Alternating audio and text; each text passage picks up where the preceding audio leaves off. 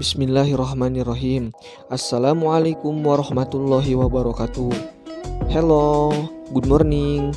Introduce myself. My name is Yuswan Wibisana. I will explain here about the material that has been studied by the English course. There's Mrs. Homisa. Thank you for knowledge and guidance, hopefully in the protection of Allah always. Okay, let's go get straight to the point. Introduction of self adalah memperkenalkan diri kita dalam bahasa Inggris kepada orang lain. Example, contohnya introduce oneself. Yang kedua, excuse me, my name is Yuswan Wibisana. Introduce other adalah memperkenalkan diri orang lain dalam bahasa Inggris. Contohnya, hi Liska, this is my sister Priska. Kedua, please allow me introduce our new friend. He is Shihabuddin. Kedua, question merupakan sebuah pertanyaan pendek dan yang ditambahkan di akhir pernyataan untuk menanyakan informasi atau meminta persetujuan. Rumus question adalah satu, rumus question untuk menanyakan subjek, who, what, predikat.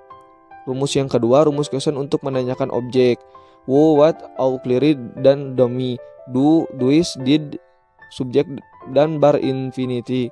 Ketiga, rumus question untuk menanyakan adverb, when, where, why, auxiliary, dummy, do, dois, did, as, main, verb. Contohnya question subject, who killed by my boss 5 minutes ago. Yang kedua, question object, what can we during the storm.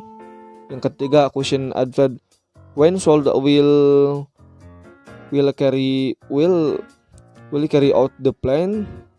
Yang ketiga, question word adalah kata yang digunakan untuk menanyakan waktu, tempat, orang, benda, hal, dan cara lain-lainnya. Question word merupakan berbagai word, yaitu kata yang diawali oleh WH, what, where, when, which, who, whom, dan who was. Fungsi dan contoh question word adalah what, apa, digunakan untuk menanyakan benda atau hal lain. Contohnya, what do you want from me. Yang kedua, where, di mana, digunakan untuk menanyakan tempat. Contohnya, where does he live.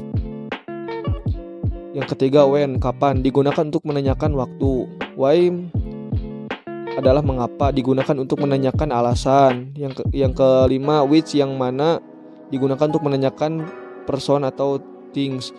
Yang keenam, what, siapa, subjek, digunakan untuk menanyakan orang. Whom, siapa, objek, orang yang menerima aksi. Was, siapa, positif, 4 orang yang memiliki sesuatu. Keempat, preposition adalah kata ditentukan sebelum noun, pronoun, noun plus, noun clause, noun ground, dan noun. Polanya adalah preposition, noun, pronoun, dan verb ing. Contohnya, he likes listening to music. Jenis dan contoh preposition. 1. Pre and bound preposition berdasarkan jenisnya dibagi dua, yaitu preposition bebas. Contohnya, I'm seeking on a verb bound. Yang kedua, bound preposition adalah terikat. Contohnya, do you live in ghost. Terus fungsi preposition secara garis besar. Fungsi preposition dalam bahasa Inggris adalah sebagai penanda. Yang ke satu, time, waktu. Yang kedua, plus and direction, tempat dan arah. Yang ketiga, agent atau pelaku. 4, instrumen atau alat. Cukup sekian dan terima kasih. Mohon maaf buat Mrs. Homisa karena saya masih tahap belajar, belum pasti dalam pengucapan. Mohon bimbingannya. Terima kasih. Saya mengumpulkan tugas UTS dengan apa adanya. Syukron. Wassalamualaikum warahmatullahi wabarakatuh. Thank you for attention.